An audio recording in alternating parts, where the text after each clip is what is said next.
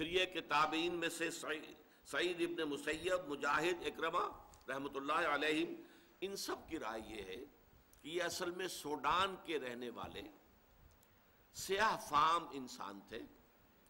اور سوڈان کا جو شمالی کنارہ ہے نوبیا کہلاتا ہے، وہ تقریباً مصر اور سوڈان کے درمیان پڑتا ہے، وہاں کے رہنے والے تھے، پیشے کے اعتبار سے کارپینٹر تھے، اور یہ آ کر عرب میں آباد ہو گئے تھے۔ اب یہ گویا کہ اس اعتبار سے یہ کوئی خاندانی اعتبار سے بھی کوئی وجاہت نہیں تھی، پیشے کے اعتبار سے بھی کوئی وجاہت نہیں تھی، کوئی دولت و ثروت بھی نہیں تھی، دنیاوی اعتبارات سے کوئی اس طرح کی معروف شخصیت نہیں،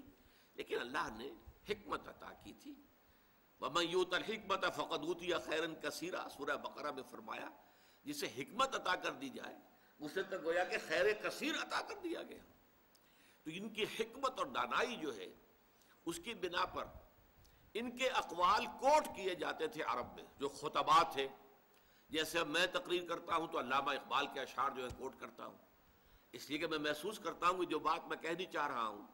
وہ شاید میں اپنے الفاظ میں اتنی خوبصورت طور پر نہ کہہ سکوں جیسا کہ اقبال نے اس اپنے شعر میں کہا ہے، تو بات کو واضح کرنا مقصود ہے نا، تو اس لیے آپ حوالہ دیتے ہیں پھر اس اعتبار سے بھی کہ انہیں مانا جاتا ہے، مسلم ہے، حکیم الامت ہے، بہت بڑے فلسفی ہیں، بڑے دانا انسان ہیں۔ تو یہی کوٹ کرنے کا انداز تھا عرب میں کہ شعراء اور خطباء یہ کوٹ کیا کرتے تھے۔ چنانچہ امرؤ القیس جس کو کہا جاتا ہے کہ عرب شعراء کا سردار، بادشاہ، اسی طرح حضرت لبید جو سبع معلقہ کے شعراء میں سے آخری تھے اور ایمان لے آئے تھے، عاشا اور طرفہ وغیرہ ہم، یہ جو اشعار جو شعراء ہیں ایام جاہلیت کے، یہ اپنے اشعار میں بھی لقمان کے اقوال کا، دیکھو لقمان نے یہ کہا تھا، دیکھو لقمان نے یہ کہا تھا، اس اعتبار سے ان کا چونکہ حوالہ دیا جاتا تھا۔ اور بلکہ تاریخ میں یہ آتا ہے کہ حضور صلی اللہ علیہ وسلم سے ایک شخص نے آ کر معاملہ کیا تھا، سوید ابن سامت نے، اس نے یہ کہا تھا 3 سال قبل ہجرت سے مکے میں آیا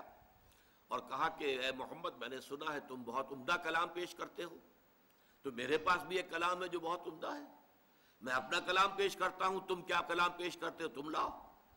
تو اس نے خود جو ہے حضرت لقمان کے نصائح کو پڑھ کر سنایا، ان کی کوئی چیزیں جو ہے یہ صحیفہ لقمان کے نام سے وہاں پر موجود بھی تھا، عرب کے اندر موجود تھا، اب بھی اس نام سے کچھ کتابیں مغرب میں بھی بکتی ہیں، لیکن ان کی اوتھینٹسٹی جو ہے وہ ظاہر بات ہے کہ یقینی نہیں ہے۔ پھر حضور نے قرآن مجید پڑھ کر سنایا تو شخص نے تسلیم کیا، واقعتاً جو کلام آپ پیش کر رہے ہیں وہ بہت بلند تر ہے، بہت اعلیٰ ہے، بہت عرفہ ہے، اگرچہ یہ کہ اس کا ایمان لانا ثابت نہیں ہے، ایمان نہیں لایا، واپس چلا گیا اور پھر جنگ بعاث میں مارا گیا۔ بہرحال قرآن مجید میں اسی انداز سے اتمام حجت کے طور پر پیش کیا جا رہا ہے حضرت لقمان کی نصائح کو کہ دیکھو لوگو، اے قریش کے لوگوں، جن باتوں کی تعلیم محمد تمہیں دے رہے ہیں صلی اللہ علیہ وسلم، جن باتوں کو ماننے کی دعوت دے رہے ہیں، تم جسے ایک حکیم اور دانا انسان سمجھتے ہو، جس کے اقوال کو تم کوٹ کرتے ہو، تمہارے خطباء اور شعراء جس کا حوالہ دیتے ہیں، اس کی بھی بنیادی تعلیم وہی تھی کہ جو آج محمد پیش کر رہے ہیں صلی اللہ علیہ وسلم۔ بارک اللہ لی ولکم فی القرآن العظیم ونفعنی وإیاکم بالآیات والذکر الحکیم۔